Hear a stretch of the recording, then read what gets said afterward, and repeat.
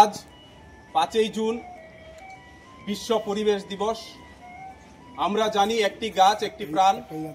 আমরা গোটা সমাজকে গাছ লাগানোর জন্য, প্রাণ বাঁচানোর জন্য আহ্বান জানিয়ে আমরা ভারতের গণতান্ত্রিক যুব ফেডারেশন এবং ভারতের ছাত্র ফেডারেশন সোনামুড়া বিভাগীয় কমিটির যৌথ উদ্যোগে আমরা সোনামুড়া হাসপাতালে, প্রাথমিক হাসপাতালে আমরা এই বৃক্ষরোপণ কর্মসূচি আমরা সংগঠিত করেছি। আমাদের আজকের এই কর্মসূচি ডিওয়াইএফআই নলচর অঞ্চল কমিটির উদ্যোগেও সংগঠিত করেছে।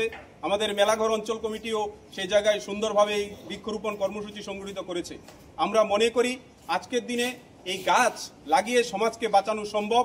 আমরা বিভিন্ন ধরনের গাছ সংগ্রহ করে আমরা ডিওয়াইএফআই ছাত্র যুব নেতৃত্বরা এই গাছ সংগ্রহ করে আজকে আমাদের বিভিন্ন মহকুমার বিভিন্ন জায়গায় আমরা গাছ লাগিয়েছি।